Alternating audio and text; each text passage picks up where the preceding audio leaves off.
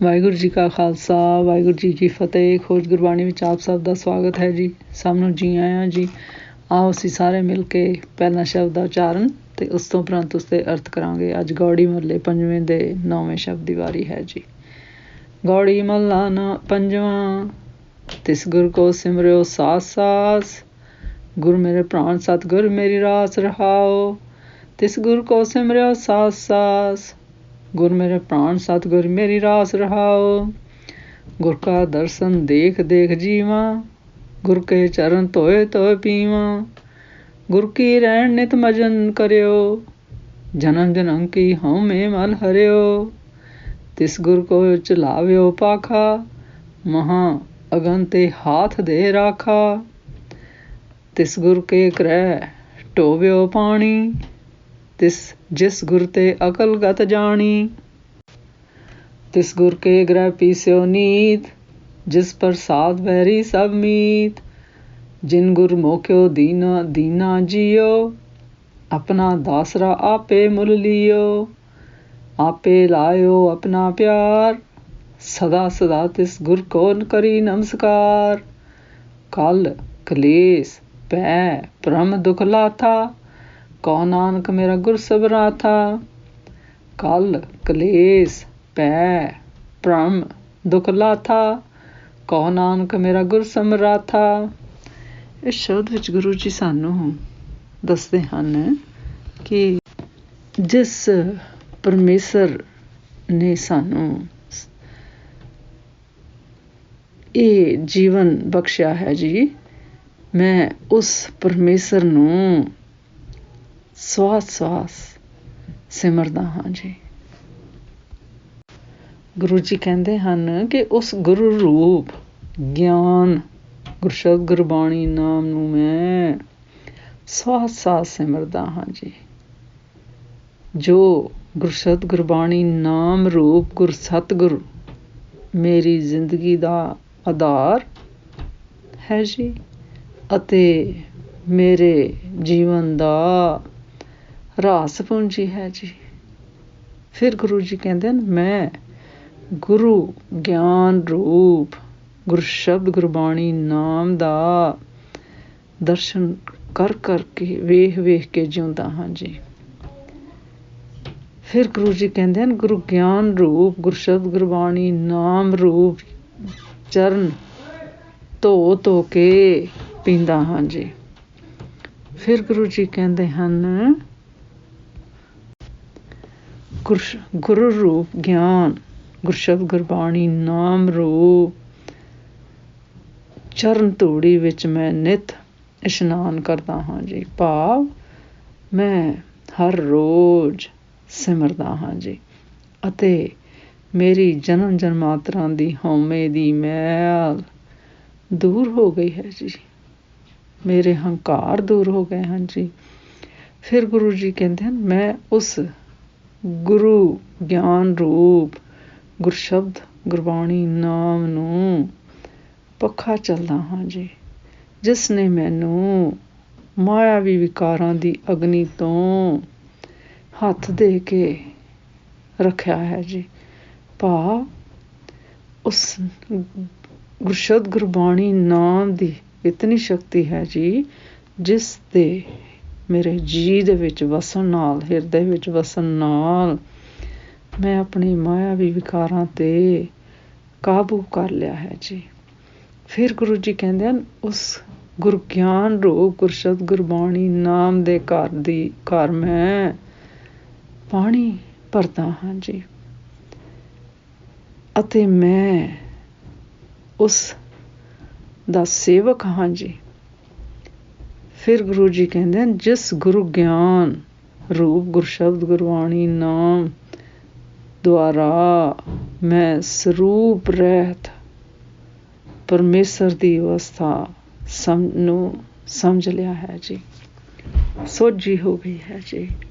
ਭਾਵ ਗੁਰਸ਼ਬਦ ਗੁਰਬਾਣੀ ਨਾਮ ਦੁਆਰਾ ਗੁਰੂ ਰੂਪ ਗਿਆਨ ਦੀ ਸੋਝੀ ਹੋ ਗਈ ਹੈ ਜੀ। ਫਿਰ ਗੁਰੂ ਜੀ ਕਹਿੰਦੇ ਹਨ, ਉਸ ਗੁਰੂ ਗਿਆਨ ਰੂਪ ਗੁਰਸ਼ਬਦ ਗੁਰਬਾਣੀ ਨਾਮ ਦੇ ਘਰ ਮੈਂ ਨਿਤ ਚੱਕੀ ਪੀਂਦਾ ਹਾਂ ਜੀ। ਭਾਵ ਮੈਂ ਉਸ ਘਰ ਦਾ ਸੇਵਕ ਹਾਂ ਜੀ, ਅਤੇ ਜਿਸ ਦੀ ਕਿਰਪਾ ਕਰਕੇ ਸਾਰੇ ਵੈਰੀ ਮਿੱਤਰ ਬਣ ਗਏ ਹਨ ਜੀ। ਭਾਵ ਗੁਰਸ਼ਬਦ ਗੁਰਬਾਣੀ ਨਾਮ ਦੀ ਇਤਨੀ ਸ਼ਕਤੀ ਹੈ ਜੀ ਕਿ ਉਹਦੇ ਜੀਅ ਵਿੱਚ ਵਸਣ ਨਾਲ ਮੈਨੂੰ ਕੋਈ ਵੈਰੀ ਜਾਂ ਕੋਈ ਮਿੱਤਰ ਨਹੀਂ ਦਿਸਦਾ ਜੀ। ਸਭ ਮਿੱਤਰ ਹੀ ਇੱਕੋ ਜਿਹੇ ਹੀ ਦਿਸਦੇ ਹਨ ਜੀ।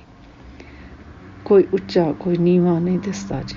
ਫਿਰ ਗੁਰੂ ਜੀ ਕਹਿੰਦੇ ਹਨ, ਜਿਸ ਗੁਰੂ ਨੇ ਮੈਨੂੰ ਇਹ ਜਿੰਦ ਜਾਨ ਪ੍ਰਾਣ ਦਿੱਤੀ ਹੈ ਜੀ, ਬਖਸ਼ੀ ਹੈ ਜੀ, ਅਤੇ ਮੈਨੂੰ ਭਾਵ ਗੁਰੂ ਗਿਆਨ ਰੂਪ ਗੁਰਸ਼ਬਦ ਗੁਰਬਾਣੀ ਦਾ ਦਾਸ ਬਣਾਇਆ ਹੈ ਜੀ। ਫਿਰ ਗੁਰੂ ਜੀ ਕਹਿੰਦੇ ਹਨ, ਮੈਂ ਉਸ ਤੋਂ ਬਲਿਹਾਰੇ ਹਾਂ ਜੀ,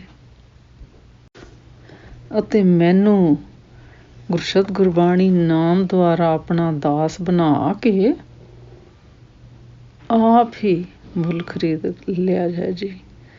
ਭਾਵ ਗੁਰੂ ਰੂਪ ਗਿਆਨ ਗੁਰਸ਼ਬਦ ਗੁਰਬਾਣੀ ਨਾਮ ਦਾ ਮੈਂ ਸੇਵਕ ਹੋ ਗਿਆ ਹਾਂ ਜੀ, ਅਤੇ ਮੈਂ ਉਸ ਹੱਥੋਂ ਵੇਚਿਆ ਗਿਆ ਹਾਂ। ਜਿਸ ਤਰ੍ਹਾਂ ਕਹਿੰਦੇ ਨੇ ਕਿ ਮੈਂ ਉਸ ਦਾ ਹੀ ਹੋ ਗਿਆ ਹਾਂ ਜੀ। ਫਿਰ ਗੁਰੂ ਜੀ ਕਹਿੰਦੇ ਹਨ, ਗੁਰ ਗਿਆਨ ਰੂਪ ਗੁਰਸ਼ਬਦ ਗੁਰਬਾਣੀ ਨਾਮ ਦੁਆਰਾ ਗੁਰੂ ਰੂਪ ਪਰਮੇਸ਼ਰ ਮੈਨੂੰ ਗੁਰੂ ਪਿਆਰ ਵਿੱਚ ਆਪ ਹੀ ਉਸਨੇ ਲਗਾਇਆ ਹੈ ਜੀ। ਫਿਰ ਗੁਰੂ ਜੀ ਕਹਿੰਦੇ ਨੇ, ਮੈਂ ਸਦਾ ਸਦਾ ਉਸ ਗੁਰ ਗਿਆਨ ਰੂਪ ਗੁਰਸ਼ਬਦ ਗੁਰਬਾਣੀ ਨਾਮ ਨੂੰ ਨਮਸਕਾਰ ਪ੍ਰਣਾਮ ਕਰਦਾ ਹਾਂ ਜੀ। ਫਿਰ ਗੁਰੂ ਜੀ ਕਹਿੰਦੇ ਹਨ, ਗੁਰ ਗਿਆਨ ਰੂਪ ਗੁਰੂ ਨੇ ਗੁਰਸ਼ਬਦ ਗੁਰਬਾਣੀ ਨਾਮ ਸਿਮਰਨ ਦੁਆਰਾ ਮੇਰੇ ਪਰਮੇਸ਼ਰ ਨੇ ਮੇਰੇ ਤੇ ਆਪਣੀ ਕਿਰਪਾ ਕੀਤੀ ਹੈ ਜੀ, ਅਤੇ ਮੇਰੇ ਝਗੜੇ ਕਲੇਸ਼ ਡਰ ਭਰਮ ਅਤੇ ਦੁੱਖ ਦੂਰ ਕਰ ਦਿੱਤੇ ਹਨ ਜੀ। ਭਾਵ ਮੇਰੀ ਗੁਰੂ ਗਿਆਨ ਅਤੇ ਗੁਰਸ਼ਬਦ ਗੁਰਬਾਣੀ ਨਾਮ ਦੁਆਰਾ ਮੇਰੀ ਅਗਿਆਨਤਾ ਦਾ ਅੰਧੇਰਾ ਦੂਰ ਹੋ ਗਿਆ ਹੈ ਜੀ। ਫਿਰ ਗੁਰੂ ਜੀ ਕਹਿੰਦੇ ਹਨ, ਅਤੇ ਮੇਰਾ ਗੁਰੂ ਰੂਪ ਗਿਆਨ ਗੁਰਸ਼ਬਦ ਗੁਰਬਾਣੀ ਨਾਮ ਹਰ ਤਰ੍ਹਾਂ ਹਰ ਪ੍ਰਕਾਰ ਨਾਲ ਸਮਰੱਥ ਹੈ ਜੀ। ਇਸ ਸ਼ਬਦ ਦਾ ਸਹਾਰ ਇਸ ਤਰ੍ਹਾਂ ਕਰੀਏ ਜੀ। ਇਸ ਸ਼ਬਦ ਵਿੱਚ ਗੁਰੂ ਜੀ ਸਾਨੂੰ ਦੱਸਦੇ ਹਨ ਕਿ ਗੁਰ ਗਿਆਨ ਰੂਪ ਗੁਰਸ਼ਬਦ ਗੁਰਬਾਣੀ ਨਾਮ ਹੀ ਸਾਡੀ ਰਾਸ ਪੂੰਜੀ ਹੈ ਜੀ, ਅਤੇ ਜਿਸ ਨੂੰ ਸਿਮਰਦਿਆਂ ਉਸ ਨੂੰ ਆਪਣੇ ਜੀਵ ਵਿੱਚ ਵਸਾਉਣ ਨਾਲ ਸਾਡੇ ਸਾਰੇ ਝਗੜੇ ਦੁੱਖ ਕਲੇਸ਼ ਮਾਇਆਵੀ ਵਿਕਾਰ ਅਤੇ ਹੰਕਾਰ ਖਤਮ ਹੋ ਜਾਂਦੇ ਹਨ ਜੀ, ਅਤੇ ਫਿਰ ਪਰਮੇਸ਼ਰ ਦੀ ਕਿਰਪਾ ਨਾਲ ਅਸੀਂ ਉਸ ਗੁਰਸ਼ਬਦ ਗੁਰਬਾਣੀ ਨਾਮ ਰੂਪ ਘਰ ਦੇ ਸੇਵਕ ਬਣ ਜਾਂਦੇ ਹਨ ਜੀ। ਸੋ ਗੁਰੂ ਜੀ ਕਹਿੰਦੇ ਹਨ, ਜਗਿਆਸੂ ਜੀ ਦਾ ਕਲਿਆਣ ਕਰਨ ਵਾਲਾ ਗੁਰੂ ਧਨ ਹੈ ਜੀ। ਭਾਵ ਗੁਰੂ ਗਿਆਨ ਰੂਪ ਗੁਰਸ਼ਬਦ ਗੁਰਬਾਣੀ ਨਾਮ ਧਨ ਹੈ ਜੀ। ਫਿਰ ਗੁਰੂ ਜੀ ਕਹਿੰਦੇ ਹਨ, ਗੁਰਮੁਖਾਂ ਦੀ ਸੱਚੇ ਅਰਥਾਂ ਵਿੱਚ ਉਹ ਰਾਸ ਪੂੰਜੀ ਹੈ ਜੀ। ਉਸ ਤੋਂ ਬਿਨਾਂ ਮਨੁੱਖਾ ਜੀਵਨ ਸਖਣਾ ਹੈ ਜੀ। ਫਿਰ ਗੁਰੂ ਜੀ ਕਹਿੰਦੇ ਹਨ, ਇਸ ਕਰਕੇ ਸਦਾ ਗੁਰੂ ਰੂਪ ਗਿਆਨ ਸ਼ਬਦ ਗੁਰਬਾਣੀ ਨਾਮ ਦੀ ਹਰ ਪ੍ਰਕਾਰ ਦੀ ਸੇਵਾ ਕਰਨ ਵਿੱਚ ਜੀ ਅਤੇ ਮਨ ਨੂੰ ਲਗਾਈ ਰੱਖਣਾ ਚਾਹੀਦਾ ਹੈ ਜੀ, ਅਤੇ ਫਿਰ ਗੁਰੂ ਰੂਪ ਗੁਰਸ਼ਬਦ ਗੁਰਬਾਣੀ ਨਾਮ ਹਰ ਪੱਖੋਂ ਸਮਰੱਥ ਹੋਣ ਕਰਕੇ ਗੁਰਸ਼ਬਦ ਗੁਰਬਾਣੀ ਨਾਮ ਸੇਵਕਾਂ ਦੇ ਮਾਇਆਵੀ ਸੰਸਾਰਕ ਦੁੱਖ ਕਲੇਸ਼ ਕੱਟੇ ਜਾਂਦੇ ਹਨ ਜੀ। ਭਾਵ ਅਗਿਆਨਤਾ ਦਾ ਅੰਧੇਰਾ ਖਤਮ ਹੋ ਜਾਂਦਾ ਹੈ ਜੀ ਅਤੇ ਮਾਇਆਵੀ ਵਿਕਾਰ ਖਤਮ ਹੋ ਜਾਂਦੇ ਹਨ ਜੀ। ਸੋ ਸਿਧਾਂਤ ਇਹ ਹੈ ਜੀ ਕਿ ਗੁਰਗਿਆਨ ਰੂਪ ਗੁਰਸ਼ਬਦ ਗੁਰਬਾਣੀ ਨਾਮ ਸਰਬ ਕਲਾ ਸਮਰੱਥ ਹੈ ਜੀ ਅਤੇ ਫਿਰ ਪਰਮੇਸ਼ਰ ਰੂਪ ਗੁਰੂ ਦੀ ਕਿਰਪਾ ਨਾਲ ਸਾਰੇ ਕਲ ਕਲੇਸ਼ ਭੈ ਭਰਮ ਆਦਿ ਦੂਰ ਹੋ ਜਾਂਦੇ ਹਨ ਜੀ। ਭਾਵ ਸਾਰੇ